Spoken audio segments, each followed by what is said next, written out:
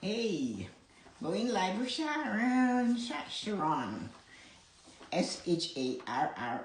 Sharon.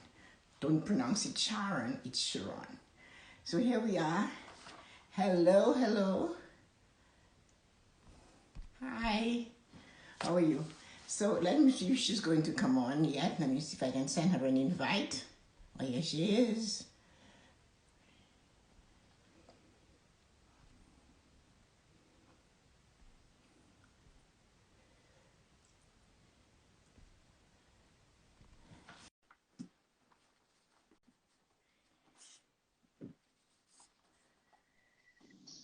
Hi, Uh-oh. Santi. Hello. I need to You're get in the fabulous camera. as well. I I need to love get your in. glasses. How are you? I need I to am get in this space. wonderful. Let me You push this look down a little bit stylish. more. Okay, there we go. Yeah, you How look. are you? I am great. I'm having a ball. I'm so excited about, about having a chat with you, but I love your glasses. Thank I have to you. make non-reflective glasses. I had a pair and I broke it.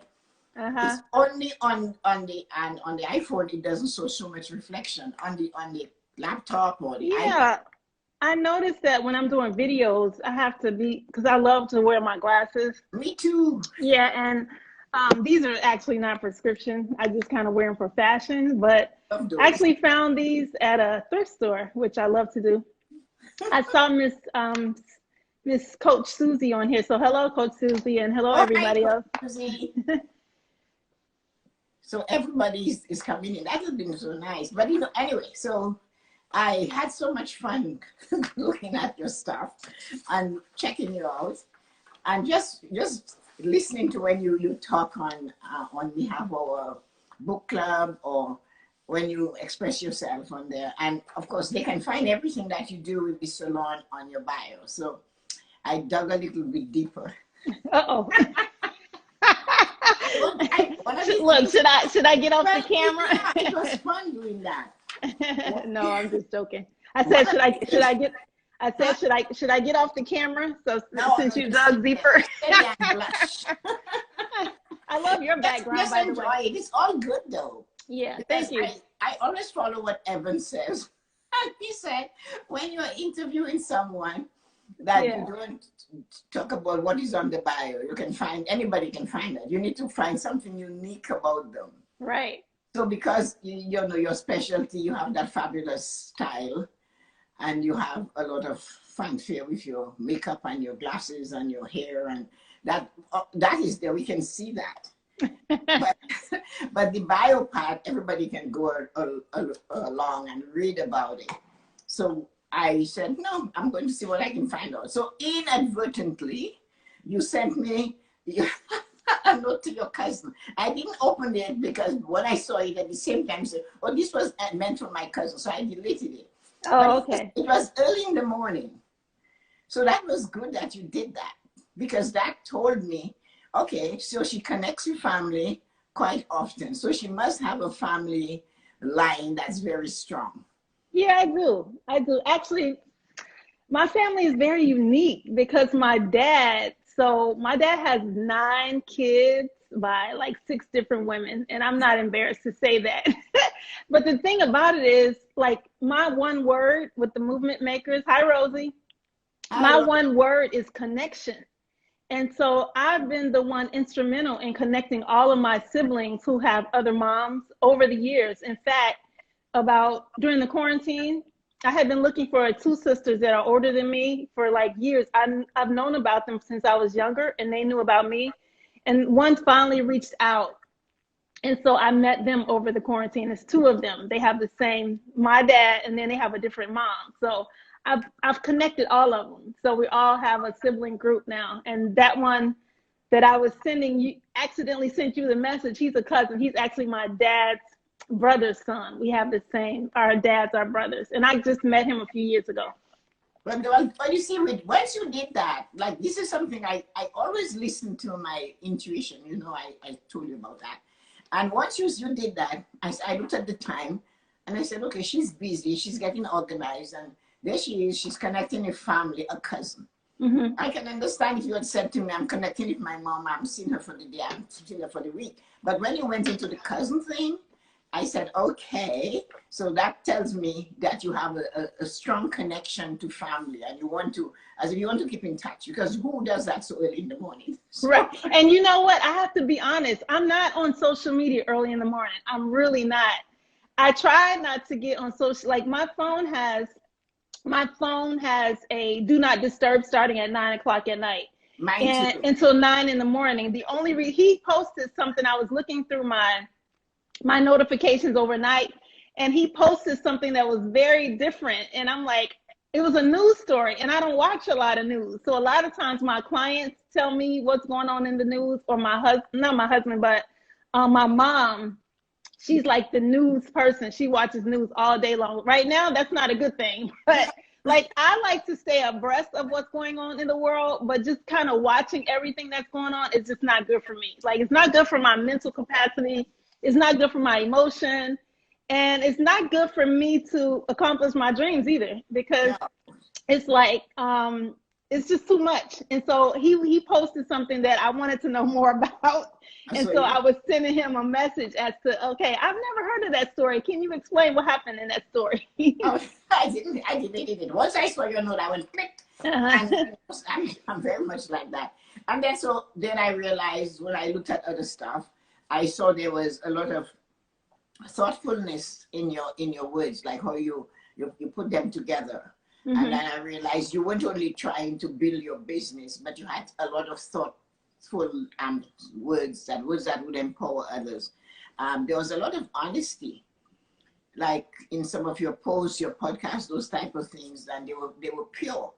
Hmm. So I looked at that and I thought, okay, so she has a strong connection to family. I don't know how strong it is anywhere else, but I realized through these messages and the way she is so clear and focused and helpful, and you impressed upon the younger people coming in, be patient, and those type of things is above and beyond what most people would coach. You go to get coaching and they want to coach you on what they think you need, but you opened it up a little bit and you went more personal in some of the things you were doing. So that's what I wanted to say before we began anything. Okay. And I want to say thank you for inviting me on your what is it, on Instagram, your channel or whatever it is. Precisely. But thank you, and I love your background. I love exposed brick, so I love your Oh, background. this is my fireplace. I love it. This is just, it's a wood burning fireplace. Somebody asked me if that's how I heat my house. No, but it's really huge. You can maybe roast the whole pig in there. And I have to be honest, Tessa, I actually went down your timeline also. Uh-huh. So I found these like Peru pictures. I'm like, she's traveling. Oh I saw yes. it was a lot of fun pictures, and like it looked like you were having a good time with friends on some posts. Some posts you were posing by yourself. And I'm like, I love to travel myself. I travel quite. I've always traveled because going away to go to school, you always end up traveling a lot, and it was encouraged by our family that you had to see the world. So we always, as children, we always traveled. So when I retired, and my husband and we traveled all the time. So when we retired, we went to more distant places. So when he passed, he said to me, "You have to continue this thing." But I love traveling, and Hmm. it seems like it's in the family. So I've got a cousin who lives in Pennsylvania, and she went to Peru with me. She went to Geneva with me. So we go to different places, and then I have friends that other places I go with. So I love traveling. I love doing. I will always try something, and I'm like coming to do the live. I'm scared. I am always scared, but. Because when you take into consideration, I'm not 40 years old. So when everybody's click, click, click, and they can do this, I try. I cannot, I know amongst my friend in my age group, I know for sure I can do it better than most of them. Hmm. But they're not doing this. So I do it with you guys and I'm learning, and it's scary. Every morning when I do my Facebook blessing in the morning, I am scared that the technology will crash, or I will not be able to see what I want to say, or somebody will make or this or that, So I go in always being afraid, but I go because I have to conquer fear all the time. So that's why I take all these risky vacations, Like I did the insanity ride in Vegas for just for the fun of it. It was amazing, but it was scary. So yes, so So that's how do you feel about traveling now? Like, I still go. Well, I don't go since COVID. My son teases me, and well, he said, "Oh well, I know who has your passport," and I go, "Who has my passport?" I didn't see where he was coming from. He said to me, "COVID stole your passport." So I thought I saw some dates though where you were traveling in 2020. You weren't traveling? I traveled in 2020 in Oh, February. I went to Vegas for a few days, like okay. 6 days in Vegas. I don't gamble, but I just, I don't believe in giving anybody my money and standing there and watching it go. Because money, Yeah, money I'm is, not a big gambler either. I can money think of, is too much to yeah. me.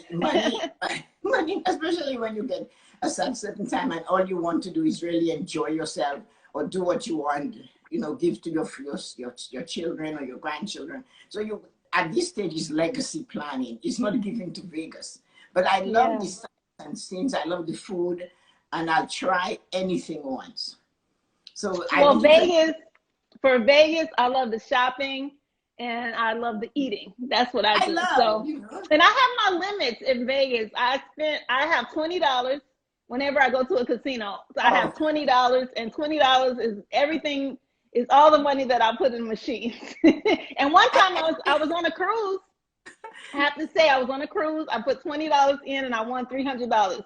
I played the rest of the $20. I think I won the 300 about seven after I spent $17. And after I spent that $17, I got out of that, and I never saw it again. So I didn't put the 300 back into the machine.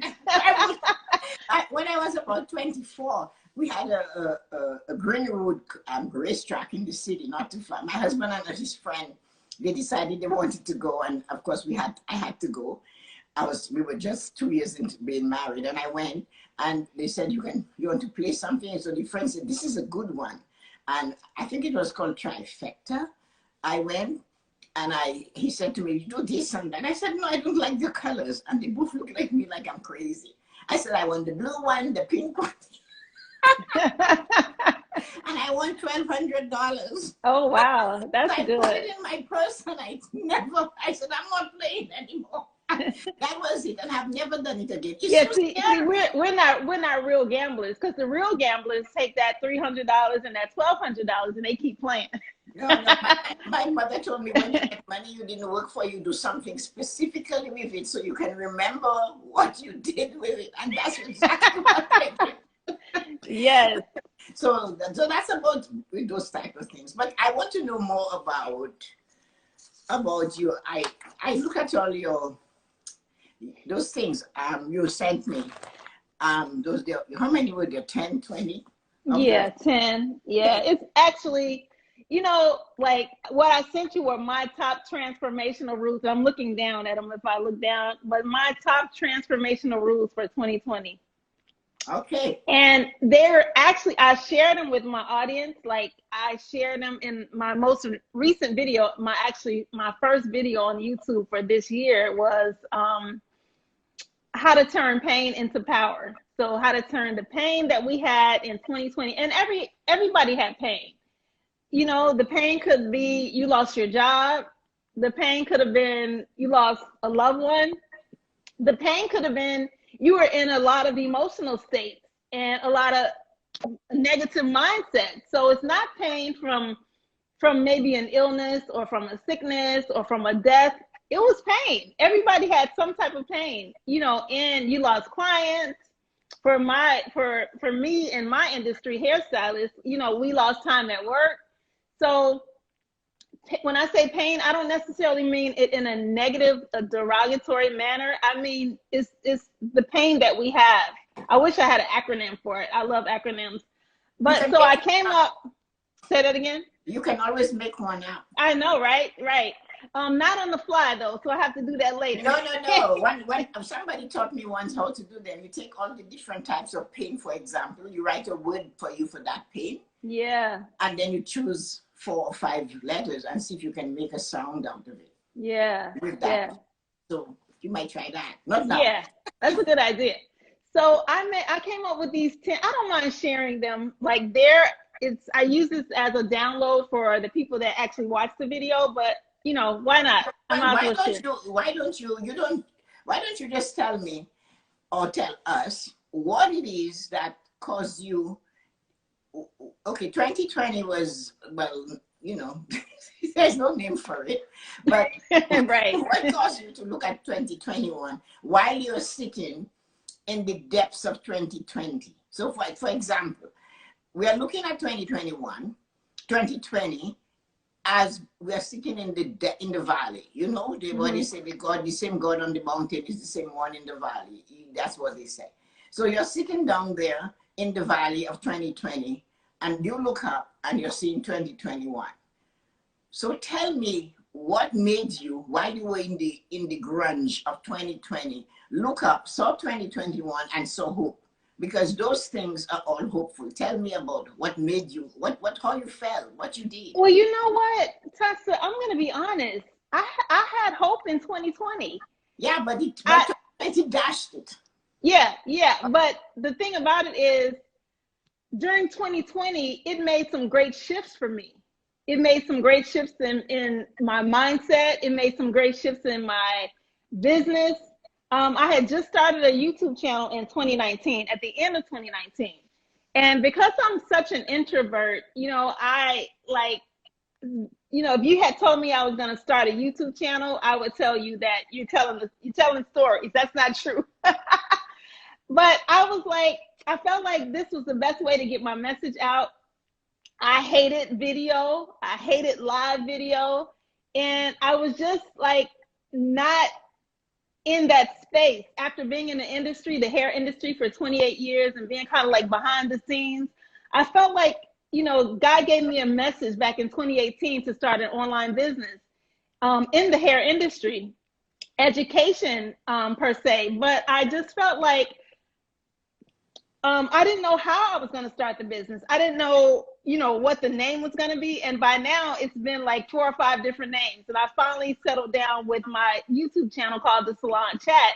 So during 2020, the Salon Chat, the beginning of 2020, I was actually doing interviews. Like I was positioned to go to salons, to interview hairstylists, to interview salon owners, and to talk about business and to coach them on business. But when the 2020 happened the way it did almost a year ago now, well, in a few months actually, I was like, well, I can't do any in-person interviews. So now I got to figure out the virtual thing. So it took me weeks and weeks to figure out the virtual thing. And so I started just interviewing stylists through a virtual platform that I use called StreamYard. And so I felt like my channel was going to be that channel that had mostly interviews and mostly features for hairstylists to actually tell their stories about the salon industry.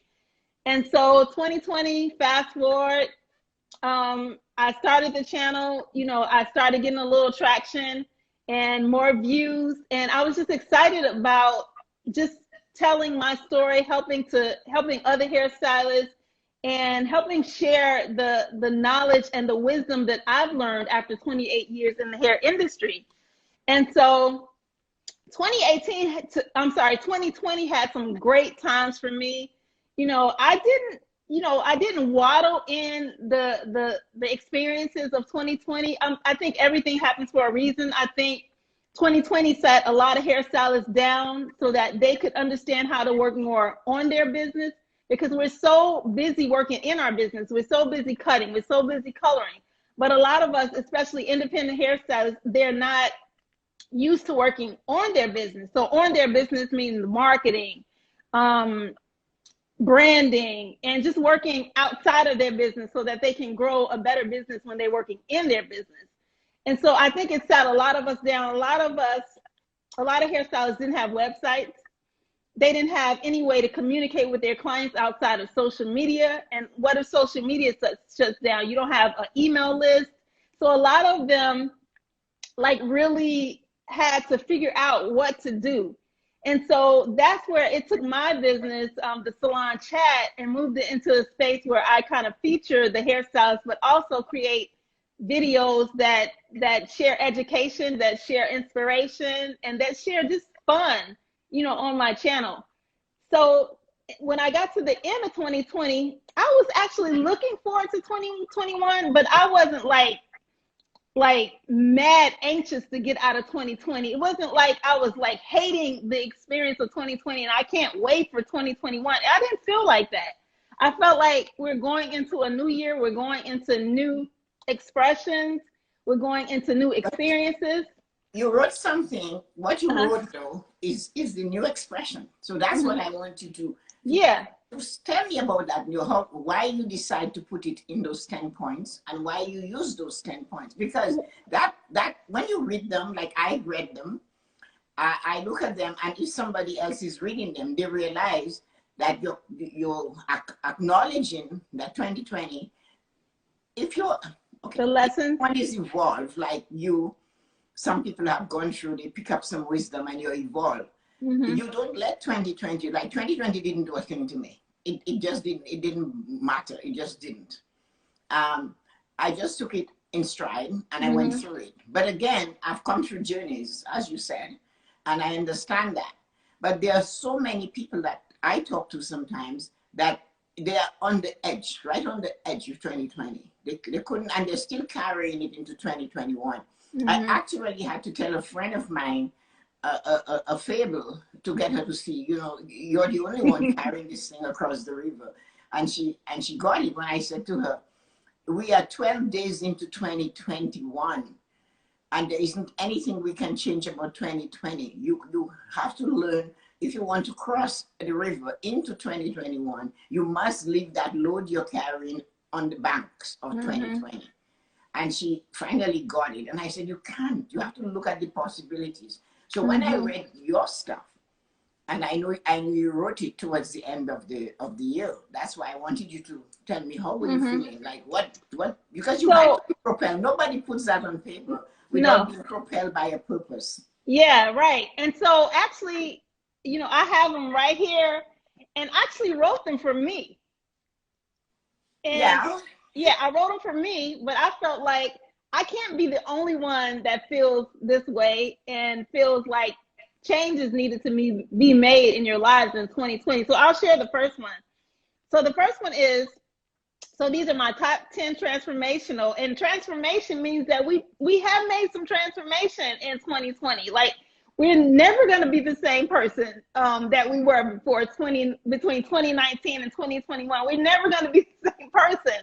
So definitely transformation occurred. So my first one is, don't keep seeking outside for your success. You already have everything you need. And I think that's biblical.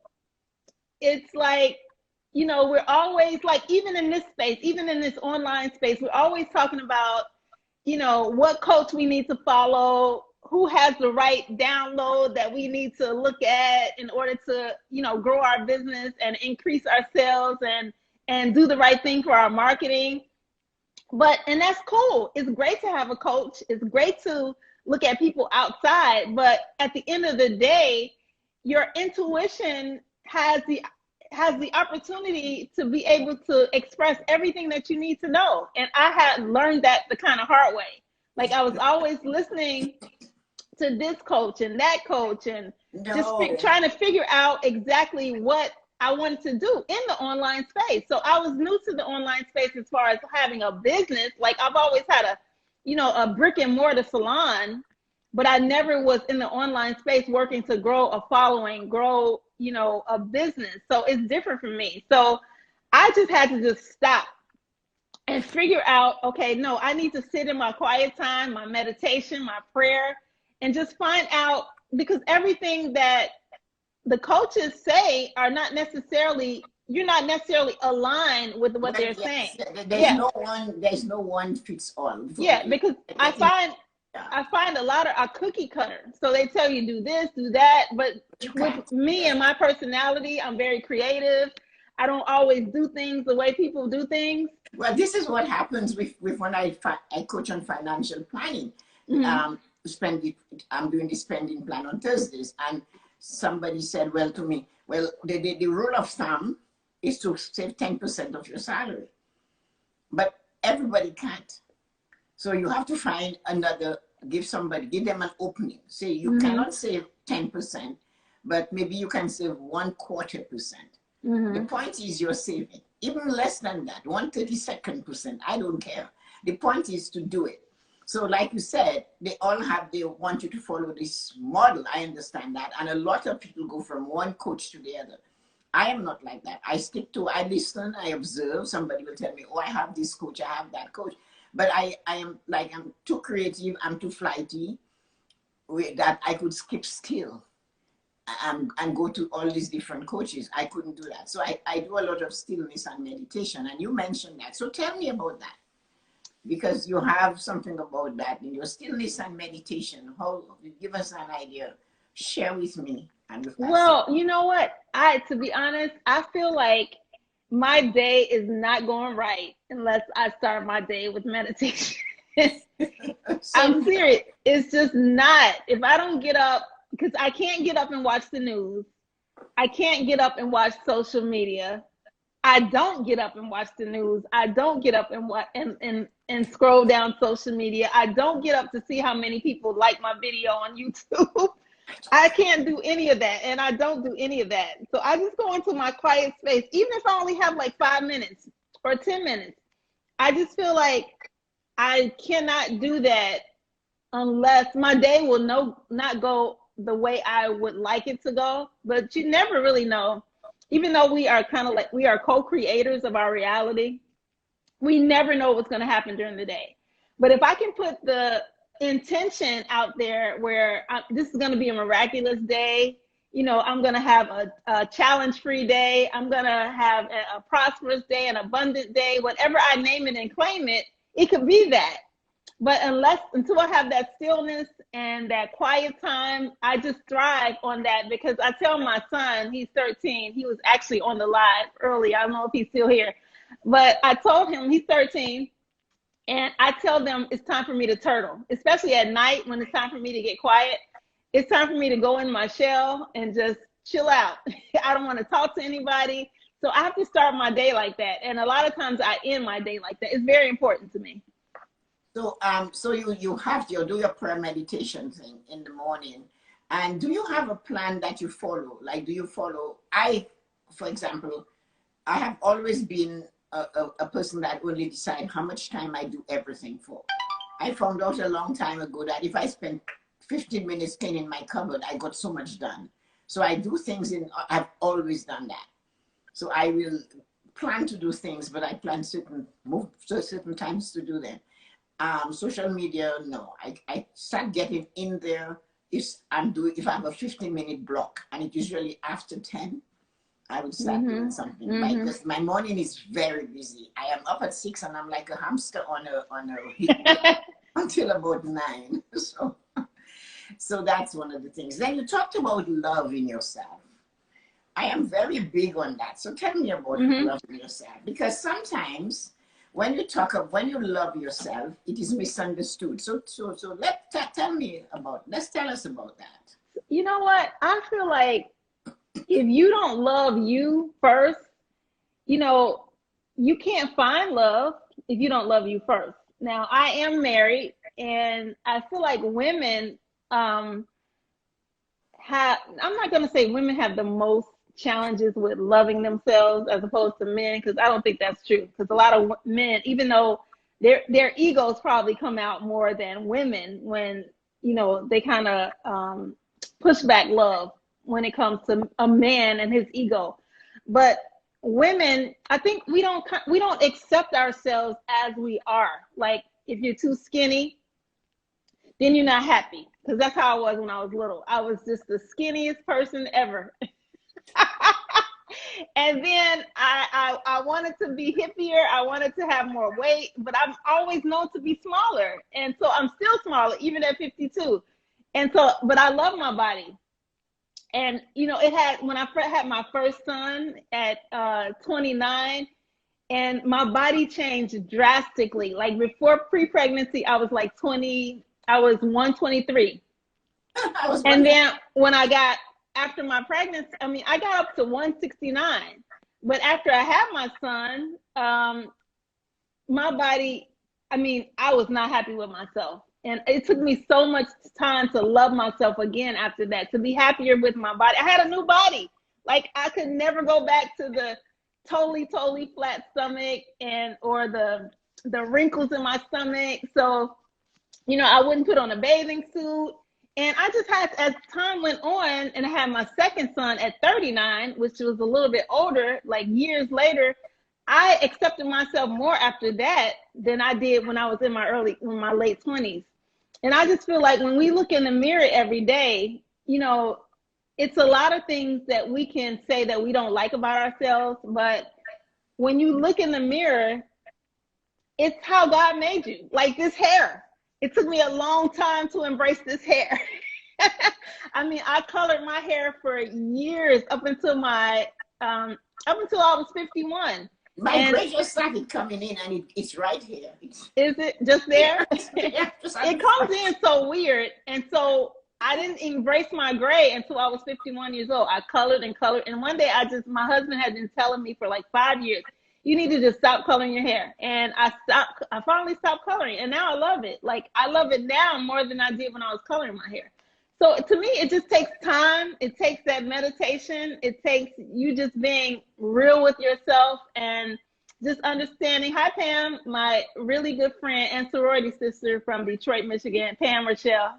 Hi, Pam. And I actually looked at Pam because she embraced her gray a while ago. And her hair was always sharp to me. Like, she had the nice cut. And I'm like, wow, I am not ready for that. But I'm so happy that I finally just said, you know what? Let me cut this hair off. And now I'm working on growing some hair because I want it a little bigger. So I'm just happy with me now. I love me. When I look in the mirror every day, I love this gray hair. And I think gray hair has a stigmatism to the world as being, they look at me like, well, what is her age? How old is she? That's the first thing they're trying to figure out. And I think the world thinks that when you see people with gray hair, you think they're old. That's the first thing you think about. I think a lot of people do. Yes, a lot of people do. I noticed a lot of my friends who were always coloring their hair, they all went gray during COVID. Yeah, right. Yeah, a lot of people did. And they cut it. And they went when there was a break in COVID and when had it cut.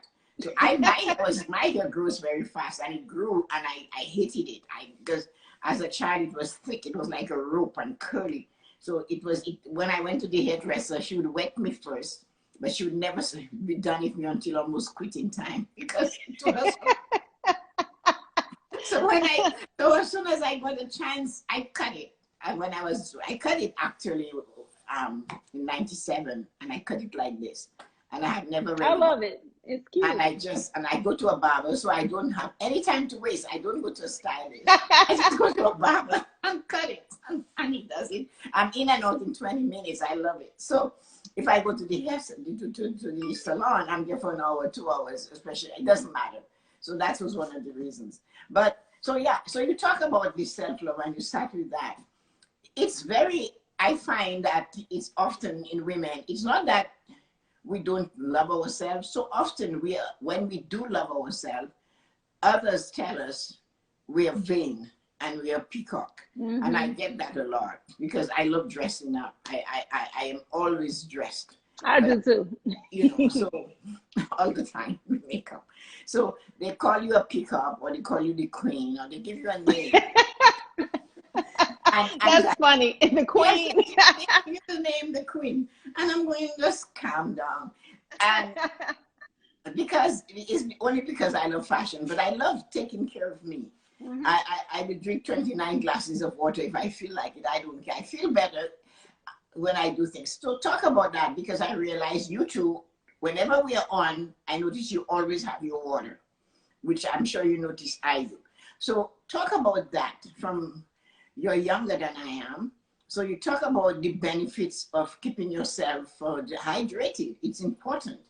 And, your voice is there because you talk about so many things in those 10 things that you had there. Yeah. Keeping yourself hydrated. Well, I'm going to be honest. I love water. Like, that's mostly the only thing I drink is water. Like, in the morning I'm always drinking throughout the day water with lemon. I do first thing in the morning. And I hate cold water. I like room temperature. I don't drink cold water at all. I like room temperature water. And a lot of times in the morning, I'll have like a hot drink with turmeric, ginger, a little honey.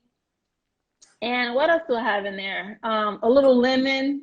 And I love hot drinks. And it just gives me such a great feeling inside. But I love my water. Like every now and then I have to have a pop now. I have to be honest.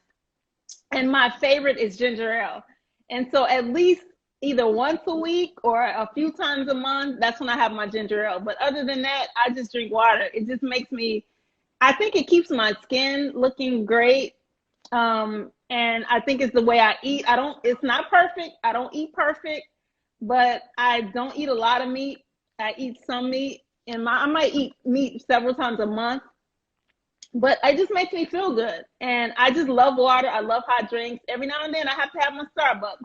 I have certain drinks that I like from Starbucks, but it's mostly tea. It's either a chai tea latte or a green tea latte with like almond milk. So, but other than those drinks, I love to drink water.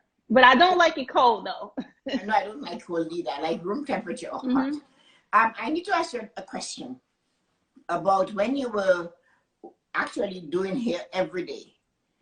How did you, because a lot of times you hear women talking about the weight being on their feet, or what advice, what did you use to help you? Well, Because you did it for 28 years. Yeah, 28 years. And I think about that with a lot of hairstylists. Like I've never had, the issue with my hand, carpal tunnel syndrome. I've never had that. I've never had issues with my legs. The most important thing is I don't think a lot of hairstylists take the time to take care of their bodies. Okay. And so I purposely took you there, mm-hmm. so that of course, it's the water, right? You know that. Mm-hmm. Mm-hmm. So drinking that much water, especially as you get older, it keeps the joints lubricated. It keeps the skin, because they say we are made out of water or whatever. But when I was quite younger than you, I came across a book called "You're Not Sick, You're Thirsty." And I have a book similar to that. I read it, and I started practicing drinking half of my body's weight in ounces in water. And I noticed I never get any pain or tightness anywhere. But if I don't drink sufficient water, I will get achy. Mm-hmm. And if, at the minute I start to replenish the water, I will feel much better. All the aches and pain go away. So that's why I was asking. Yeah, that's good. Another thing is we don't stand properly. We lean, we bend, we don't prop the chair that the client is sitting up in. We don't prop the chair up high enough so that we're standing and actually looking at the client as opposed to looking down. So it's a lot of things we don't do. We don't stand properly. Like when we're bending over shampooing, we're bending over too much, when you need to be keeping your torso, the upper body of your torso, more taut and just standing up taller. So and the way we hold our shears, a lot of people cut like this, where that gives you that strain on your wrist, as opposed to cutting like this, more like this. So it gives like less tension on your wrist. So it's a lot of things. I need to make a video about that. Actually, I have it listed for one of my videos this year called Posture Perfect. Okay, but the water is a good thing too. I should watch that. When you coach someone, when you're coaching, well, no matter who, it's very difficult to teach an old dog new tricks. But let's say you hire a young group of hairstylists that are young and they have their own salon. When you're teaching them those coaching, because that's what you do. When you're coaching them, do you coach, like you have your list, the money and all the different things, marketing, you had that, I looked at that, it was interesting. Do you bring in the coaching about health and taking care of you? You know what? Since I started and it's new for me, I have not touched on that. And I actually, to be honest, I just started having my mastermind sessions, my free mastermind sessions with hairstylists. So that will definitely be something that I bring up in my free mastermind session. So last month was my very first session. So the next Monday, the 18th, will be my very second session. And the thing about it that I don't really like, the way Evan coached me was not to have a topic, but to have just let them ask me anything, me and my husband, because he takes part in the mastermind also. So I think that's a big thing that I really need to implement with the younger hairstylists, because you know it's good to be 20 and making all this money and doing hair, because I was there, but it's also good to take care of your body, because you can't enjoy that money unless you taking care of your body and taking care of your health. I'm a big So supporter of that. I'm yeah, a yeah. big supporter of that. And so one of the things that I, when I looked at all of your stuff, when I saw that you talked about the whole package of putting yourself together, your business together. Um, do you teach them the financial part of on the very lucrative days that the business starts having money of its own, that the business is an entity and the business is not their piggy bank? How do you tell them that message? Well, actually, I haven't in my videos. I haven't gotten to those videos yet. You're like a little bit ahead of me right now. Hi, Zan. How are you? That's Zan the man has joined the live. So I haven't gotten to that yet, but actually I wrote my content out for the next 6 months on YouTube. So those are a lot of the things that I want to discuss on my YouTube channel. So my ultimate goal is to have a mastermind platform, a paid mastermind for hairstylists. So right now I'm doing the free mastermind sessions just to get, because before there's income, there has to be influence. So I'm working on my influence and in the social media platform area. So once I get the influence and I have my paid mastermind group, then that's going to be like a big part of my paid mastermind group, the marketing, the managing of the salon. And what I'm really focusing on mostly is independent hairstylists who rent a booth, hairstylists who actually have salon suites. So yeah, that is a big part of my channel and my content this year.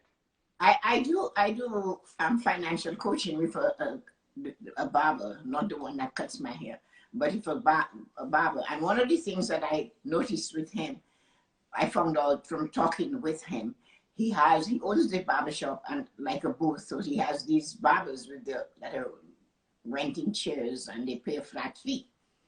So when COVID hit, because as we know, stylists and barbers get paid a lot in cash, and they're paying a flat fee.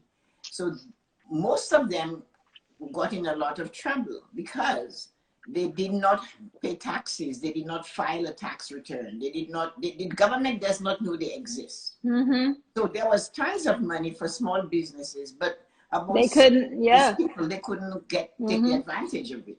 Yeah, so, what I can say though is that since I got into the industry when I was 24 years old, and I have a degree in business administration, so I think that kind of gave me a little bit knowledge of business. Like it didn't teach me how to run a business, but when I got into the industry, I actually had to learn a lot of stuff on my own, Tessa. Like nobody really taught me a lot of stuff, but when I was at hair shows, I went to hair shows and I worked in a commission structure salon for 3 years. And after that commission structure salon, I went out on my own to open a booth or to actually work at a hair salon and rent a booth at a hair salon, only like 3 years into the industry. But because I had studied a lot of business, I bought these like real thick salon management. We didn't have online yet. Yeah, so I bought these. About it. So I bought these salon management series of books. So I learned how to get my account. Now, actually, 3 years into the industry, I got incorporated. I paid myself a salary. I paid my taxes. And so that situation and that experience led me way into back in 2020. So I incorporated myself back 3 years into the industry. But when I started my salon back in 2004, I dissolved that corporation and started a new corporation with my husband because we came in, he's a hairstylist too. So we came together and owned a salon in Chicago's downtown area. So because I still have that corporation, The Abyss, I was able to apply for anything and everything that I needed, to support my business during COVID. So I think a lot of hairstylists if you're just accepting cash in 2021, you need to definitely rethink your business, because Yes. you need to have some type of opportunity where clients can use some type of touchless pay system or some type of credit card system. You should not just be accepting cash. And if you are just accepting cash, I used to, in the very, very beginning, I used to save like my first hairstyle a week. So if that first hairstyle was $100, if it was $50, I'm sorry, not a week, per day. Every That day is what I teach. This is I what I I coach I on. serve I The serve first I hour saved the you work a day is yeah, the yours. first service that I Good made for per you. day, I used I to teach save. that. I Yeah. coach on that. And And that's what, that was back in 20 something years ago when I was oh doing that. yes, yes. Yeah. So that is very important, because even if they take the top, I found out because he asked me to talk to them virtually. Even if they did the tapping, they still was in a personal account. So Hmm. really, nobody knows you exist. Yeah. So I had to try to explain to them the process of registering yourself as a business, but they had to fall flat on their face to the point where they were trying to get a GoFundMe, GoFundMe for everything to help them out. But the thing is that I was taught that dry cash has no value. Anytime you have money in your hand, actual money in your hand, it has no value unless you do something with it. So I am glad you had that background, because I coach a young woman from New York. I did it online one day with her. And when I met her, she was doing really well. But I got her to treat her corporation as a human being and save money on it. So when COVID came, she was great. She did get help, but she had good foundation Hmm. while she was waiting for the help. And she called me, and I had her on an IG live, and she told me that really helped her. She wanted to let me know that helped her. So it's good that you're trying to do that with them. And the thing about it is, I don't care how much money you have saved, you should always get help. You If it's should. if it's available, then you should apply for it. Like, I'll If, apply for almost anything that I could come up with. I well, mean, why not? It's a that is what small business. I tell them when they said, I said, the government is giving money. Oh, well, I don't think I'll qualify. I said, no, you know what, you apply. The only thing they can say is no. Chances are they'll say yes. So you Yeah, apply. and a lot of hairstylists, I think they should separate their personal from their business. A lot of them They have don't. everything And together. it's not yes And only. A yeah, lot and if of you're ever sued from, that's not going to be a good thing. So if you're no, incorporated, you have your business, and then you're separated. And then another thing that they don't do is have liability insurance. Like, they operate without liability insurance, especially if you're renting a booth, or if you're an independent stylist, you have a salon suite. You should all, or even just a traditional salon owner, you should not operate your business without liability insurance. that should be for most businesses, separating their business from themselves. Yeah. Everybody thinks they can just swipe and take money out, but really, what they look for. And somebody said to me, oh, well, why don't they go after the big corporations? I said they do, but it's easier to get to you because you're Yeah, so it small. is. Right. It's Yeah, just a small thing. I that is said, so true. That's so you cannot true. exist. You cannot exist for 28 years running a business, and your income is $5,000, and you have a family of 5. So one of these days, something is going to trigger, and they're going to audit you. And when you're audited, your accountant will charge you twice the amount he charges every hour to show up, and he might not show up. And they wonder, why doesn't he show up? I said he can't show up because once he comes and he sits there with you in front of the Inland Revenue Department, or whatever they are going to go and check every client he has and audit each one. So he can't Mhm. afford to do that. So you're on your own. So you need to follow. So all of those things you're teaching is just so valuable. You already really have a good program for them. And Yeah. your coaching is great. I love it. Thank I, you. I love how you put it to them that you cannot do this. Like, you're not saying, well, no, you can't. I was watching what you do, and I like how you speak about Thank that. you. Thank you. So anyway, oh my. Yeah, when you're talking, you can't, when the Yes. talking is good, you can't stop it. Yeah, but it's good. I really enjoyed having you, and I learned a lot. And I hope others that came in picked up a little bit from there. And all you can do, you're good at it. and you have a fabulous thing. You're much better than I am with it because I just started, I just started it late last year. I don't Well, even, I did too. I just started it late last year. I and got the idea I in the coach. 2018. Evan is Oh, my not coach. late last year. 20 actually late 2019. I got the idea 2018, but I was like a little hamster on a wheel, just rolling around trying to figure out, should I do this? Should I do that? But finally got some clarity. My I biggest see. my biggest thing will be to be able to charge because I do it so often and so easily that it just coaching is just not normal for me. But I have two things. I have the morning lessons, which goes so now I have a fear now of using my camera to do my YouTube videos. I still haven't amounted to that. So when I say that you look so confident, I Well, said, so we need to switch places then. yeah, you're going Because to. you're like, I have to work on getting myself on here live. I'm like, I need to get on here live, and Well, I then have. I have to. You have to have me on and coach me, and because Evan said you want, I didn't coach you. We just had a discussion. There's Right, nothing, right. Yeah. but that would be nice. And so Yeah, then definitely. We need to do that because I really need to push myself to get on here on my platform at least once a week on Mondays. I'm thinking about Mondays, like around, I like to do a little earlier, I but don't on mind. This Monday, I have my second mastermind. So that's private. And so, but I really want to get some of the people that were in the first mastermind on and talk about what they enjoy, get some testimonials. That is amazing because I wish I could do that. I haven't done mastermind. I don't know anything about it. I come here like tomorrow. I'm doing Susie from Austria, and I had to do a little thing with her today. And then on Wednesday, she's coming on at 1, so I'm going to work with her and see what we can do. But it's fun. That's all. I like coaching. I like mentoring.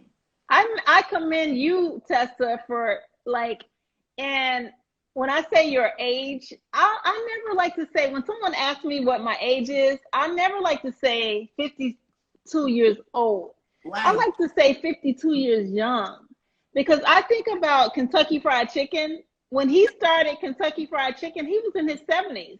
So 70s. yeah, so like it's never too late to pursue your dreams. And so No, I want no. to, The thing yeah, is that I'm always on a journey. mm-hmm.